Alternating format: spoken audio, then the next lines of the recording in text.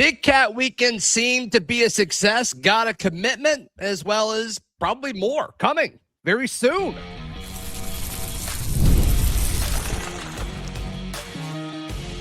You are Locked On Auburn, your daily podcast on the Auburn Tigers. Part of the Locked On Podcast Network, your team every day. Yes, I'm Zach Blackerby. He is the Lindsay Crosby of the Barn, Auburn.com, and a million other places. Big Cat Weekend is now behind us, Lindsay, and man, there are so many guys to talk about. And let's lead off with Kareem Palmer, Auburn's newest member of this 2027 class, 6'2" linebacker. Very athletic is the storyline coming out of all of the Auburn recruiting beat, kind of analyzing what this addition means. Ran a laser time of 4.3840 at an Under Armour camp, and DJ Durkin sees this guy as the perfect clay to mold into potentially Auburn's next elite linebacker. Yeah, and this is very much if you're the type of person that really needs to see the level of competition that like Auburn had for the guy to believe in his talent, Alabama was in on him. Florida State was in on him. Texas was in on him. A&M was like, this was not something where Auburn found a gem in the rough and it's a scouting success story and they're the only ones on him. This was a big time battle with a lot of big time schools who have been after him all fall and spring. And Auburn's the team that came away with Kareem Palmer.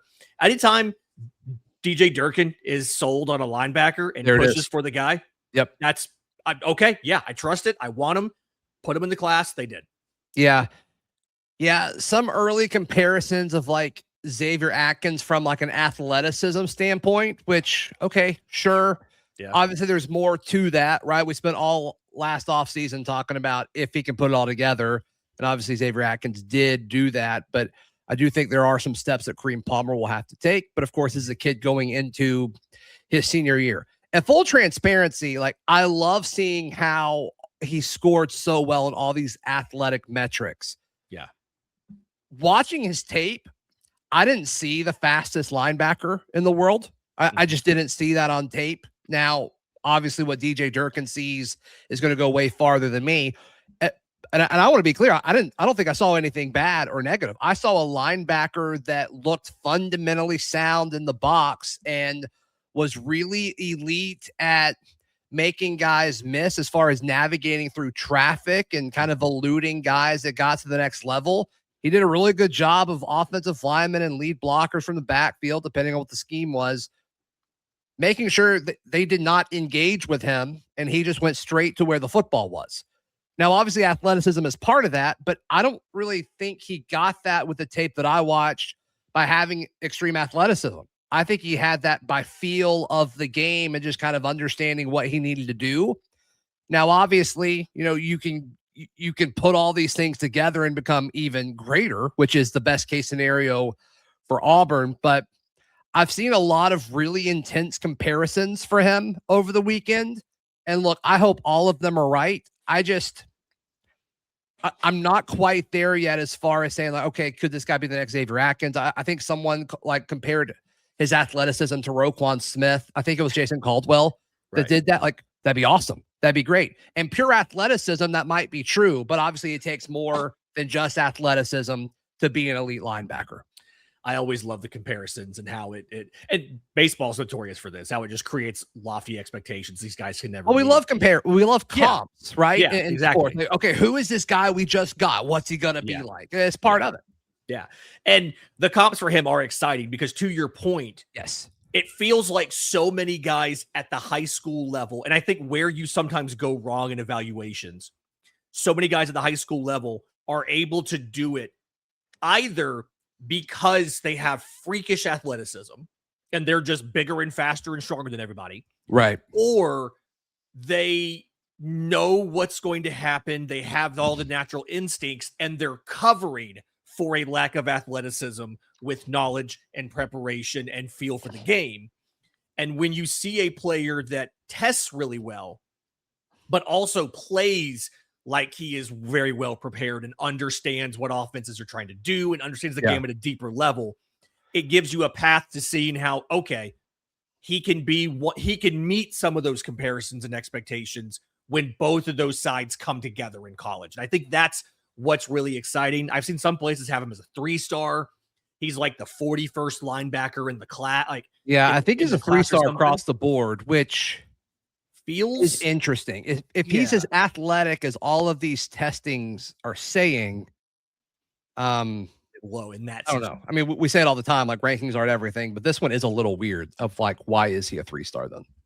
Yeah. And I do think that's something where there's room to grow in his senior season, but identifying this top caliber of player and then beating the teams you beat to get him shows that, hey, if you're an Auburn fan who's worried about recruiting because we lost a bunch of games, this right here is an example of the reputation that DJ Durkin has and this defensive coaching staff.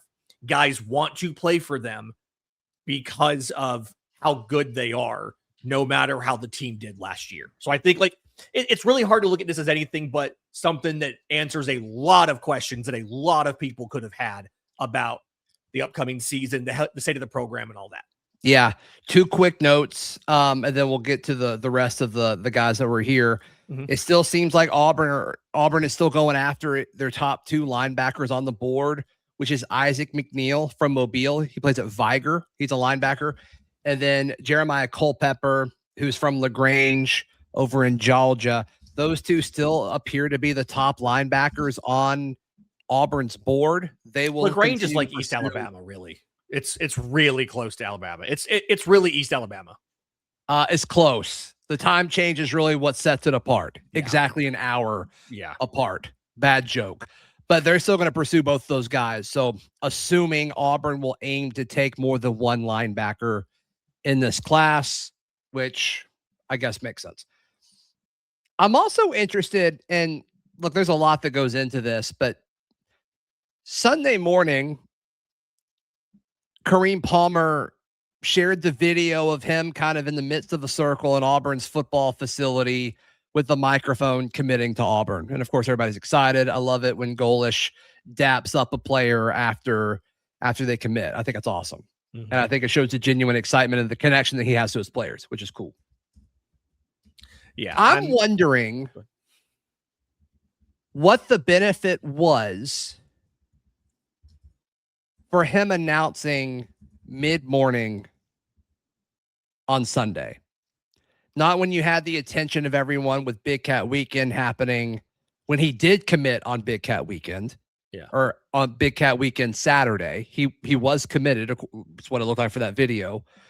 So I don't know. I just wonder, I wonder why they announced it when they did and not earlier, when there was kind of attention and buzz around it. I feel like they have a strategy and a plan for everything. There's probably some reason maybe sure. we don't. And I'm assuming that video is when everyone was there Saturday. There's a chance they did that Sunday morning. I don't know. I don't know if that really fits, but there's a chance that happened Sunday morning. Yeah. And honestly, the timing, I guess it's important from the perspective of kind of understanding the logistics, but all in all, I mean, he committed either way. And it doesn't matter, right? It doesn't. In the grand scheme of things, it doesn't matter. It's something we're curious about. I don't think at the end it doesn't necessarily mean it's interesting, not important, right? Yeah, that's a great way to put it. I like that. Yeah, and it is. And if Kareem Palmer wanted it to be, Sunday for whatever reason, okay, cool, good for him. Good for him. He gets to make that decision 1,000%. Not pushing back on that. Just thought it was interesting and wanted to bring that note up. Rance Brown seems to be a candidate for being next up. We'll see what he said this weekend and what kind of impact he could have next right here on Locked On Auburn. Today's show brought to you by our friends at FanDuel. Lindsay, can you imagine wagering anywhere other than with our friends at FanDuel? Gross. No, that's couldn't do terrible. It. Terrible idea. Just FanDuel. Right now, new customers can bet $5 and get $150 in bonus bets if your first bet wins. That's right. Turn $5 into $150 in bonus bets just for getting started. The NBA playoffs are going on right now. And look, you also can bet on Auburn to win the College World Series. They are tied for the 7th best odds at plus 1,600. They are tied with the Georgia Bulldogs on that line. So head to FanDuel.com to get started. FanDuel, play your game. Thank you so much for making Locked On Auburn your first listen every single day. Rance Brown, a guy we spent a ton of time talking about last week, the offensive tackle from Brentwood Academy. It definitely sounds like Auburn is clearly at the top, right next to Kentucky. Mm-hmm. And to me, I do think Auburn is slightly ahead of Kentucky if I had to guess right now. You've got a few national experts, or at least one national expert, saying that Auburn is the leader here as far as predictions go on On3/Rivals. He told Auburn Undercover on his exit interview on the way out, which I want to add the caveat, and I will jump more into this in a second, but what you say in the exit interviews, I take with a grain of salt unless you blatantly say Auburn is at the top. If you say Auburn's towards the top, of course they are. You're on campus, you're visiting for Big Cat. But if you say Auburn is at the top and you mention another school, I'm listening. I think that's important. But he talked about how he was asked about his relationship with Hoodie, Coach Hoodie, offensive line coach. Is as personal as it gets. We talk daily. Coach Golesh calls me daily. It's just a great relationship all around. I feel like it's Auburn and Kentucky. I've narrowed it down to them and Kentucky. That's my top two. I think I might have my decision by the time I take my OV here, Auburn or Kentucky. So take that for what it's worth. And when he takes his official visit in a few weeks, which is scheduled for May 29th, he takes an official visit, according to 247, on June 12th as well. I don't know. I'm kind of expecting him to commit during that official visit. Have we mentioned how miserable it has to be recruiting high school players and calling high school kids daily? That sounds awful. This is off topic, I know. The last thing I think I want to do. There's a lot that goes into it. Yeah. Last thing I think I want to do is call a high school kid and talk to him. That sounds terrible. But especially convincing them to like you. Yeah. Hey, man, I know I'm a 47-year-old guy, but you should think I'm cool and want to come hang out with me every day. Yeah. Yeah. It's there's no other job like being a head football coach for a college program, for sure. No.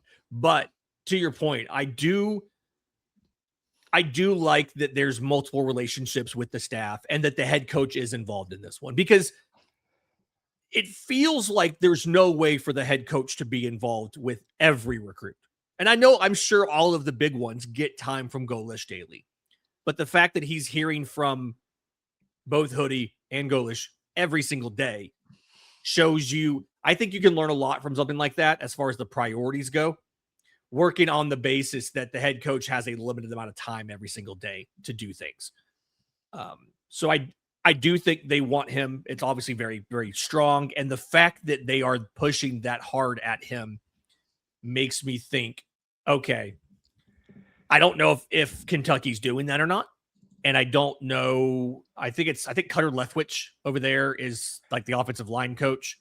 I think I'd rather play for Hoodie than a fellow named Cutter. That sounds like a baseball guy, honestly.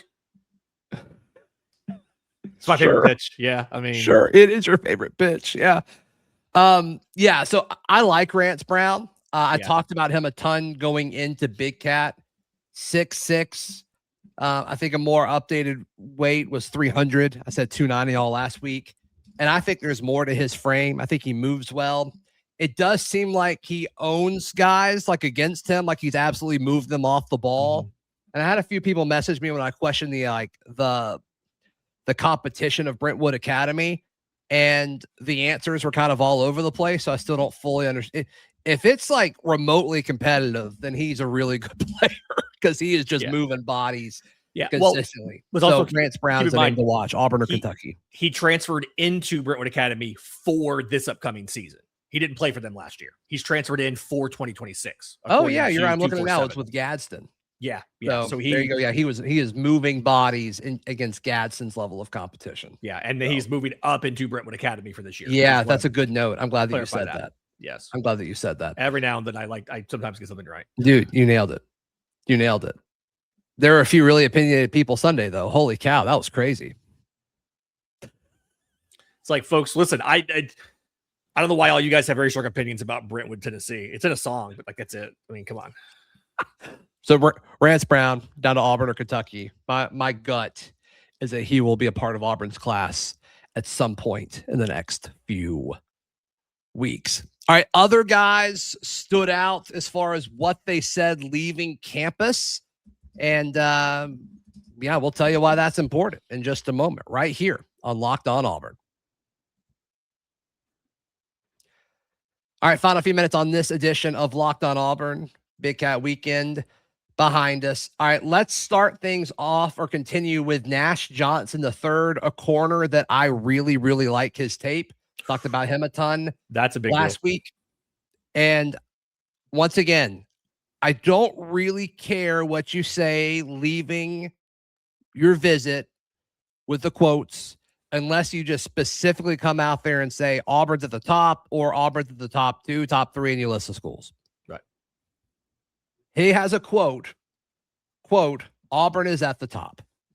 Auburn is leading for Nash Johnson III, the former Alabama commit.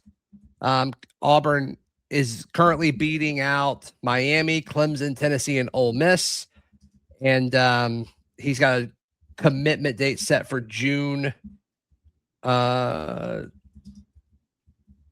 commit on June 24th with an announcement set for after that on July 1st. So I don't actually know what that sentence means. So I guess he's announcing on July 1st. So there you go. I think that'll be Auburn as well. I think the staff likes him. It sounds like he really likes Coach Banks and he really likes DVD, which is good. Yeah, he's got a quote on 247. It's close to home. Great relationship with the staff. I also trust Coach DVD. So DeMarcus Van Dyke, which is interesting because Miami's towards the top of his list, and that's where he came from. I don't know if that matters, but worth noting. Other name to look at, the JUCO defensive lineman, Christian Mays. Pretty glowing review of Auburn. Man, it's great. It feels like home. I can't even lie to you. Mays told Auburn Undercover, I'm definitely loving the atmosphere, the whole Auburn community, small town vibes, but it's still a big school. I love it. It's amazing. It was smooth, lots of activities. Definitely participating in those. It was all fun. I like how everybody came out together. So Auburn's definitely at the top of my list now. 100%. Ain't no doubt about that. So there you go. Asked about other visits. He said mostly I'll have 2 main important ones with Arkansas and Tennessee before Auburn. When I come here, I'll be about ready to make a decision. So there you go. An SEC recruitment for a JUCO defensive lineman. And I think I'll have 2 years left of eligibility is my understanding on that. Can I illustrate for some people who maybe don't exactly know everything that they did in Big Cat Weekend, that there was a lot of like other non-football stuff that they did that was fun. They had a wiffle ball home run derby. Mm-hmm. They had a scavenger hunt with position groups and coaches. And so like they're going around the campus looking for different things, taking photos, things like that. Yeah, and posted all of them on Twitter, which I thought was genius. Yeah, cornerback group said they won. Linebacker said they won. It was a whole thing in the scavenger hunt. But like, and like some of the quotes talked about like things like that specifically. Like, I felt like I was a kid for just a moment. That was Culpepper said that. Jeremiah Culpepper said that. And so just, I like the idea of, hey, we're going to bring you in for, there's no, other than baseball, there's not a lot of stuff going on right now, but we're going to bring you in. We're going to have this fun. We're going to do these things, these activities. And you can see a lot of them have talked about, like it feels like it's a small town, but the campus is still large with plenty of amenities. I think this was a very smart way to do this. Yeah. And it really feels like maybe this is the right group of coaches to be calling a high school kid every day and like trying to get them to commit, because it's very clear that like that concept sounds a little dumb on its face. We're going to do a scavenger hunt, but like clearly they loved it. And so, well, yeah. And, they've always done like little fun stuff, dance things, pool or like, parties, there's been like pie eating contests in the past. Yeah. And that's what Georgia's big thing is. They're Kirby Smart's kind of known for his scavenger hunt. I haven't heard of Auburn doing that. Not to say that they haven't. I just haven't heard of it because like Georgia makes such a big deal about their scavenger hunt, but seems like it was a hit here. I'm going to be honest. That doesn't sound fun to me, but it sounds like it was really fun to them. So yeah, that's all that matters. I actually had to do a scavenger hunt one time for work in Birmingham, and we were walking around. We're all of us obviously in office clothes, and I'm like, "This is so dumb. Why are we doing I would complain the whole time." We all did, and then we just bailed on it. We all went and got drinks, but like these kids had fun. That's a good thing. So that's Christian Mays, the JUCO defensive lineman playing at Northeast Mississippi Community College. And then I want to discuss a future kid, 2028 offensive tackle, Quelly Fielder, goes to Carrollton High School in Georgia. Massive offensive lineman, number 4 offensive tackle right now in 2028 class. But he talked a ton about Coach Kapilovich, who was Alabama's offensive line coach. He gets fired. He was kind of the scapegoat for them not being able to run the football. And he moved to Auburn as kind of the assistant O-line coach / analyst, whatever you want the title to be. Yeah. And Quelly Fielder, the 2028 offensive tackle, loves him. He loves him so much. Talking about how now they've got the best offensive coaching staff they've had in a minute. And he talked up Hoodie as well. But man, Auburn's going to have a shot with this really good 2028 offensive tackle because of their offensive line staff, which is exciting. So that's Quelly Fielder, the number 4 offensive tackle in 2028. The big question that I have on something like that, he kind of mentions 2 analysts. I'm curious about if those guys get jobs for the 27 season for next year. Yeah. If they get jobs after this season, does that blunt the recruitment a little bit? Does that change how he feels? But I imagine it'd be different if they leave on their own versus us firing them or something. But yeah, and it probably depends where he goes, right? Like if he goes to take an offensive line coaching job at Miami, that probably matters. Well, the kid specifically mentioned Ohio State and Florida in his comments. So if one of those 2 schools brings in one of these 2 analysts as an O-line coach, that's going to be a problem probably. Yeah, maybe so.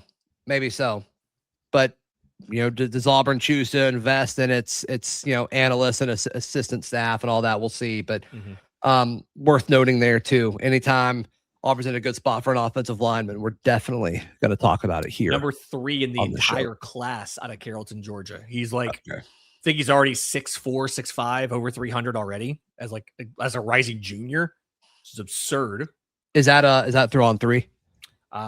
Rivals? Think maybe. Okay. Try to go find it real quick. Nope, you're good. I'm just reading on the Auburn Undercovers.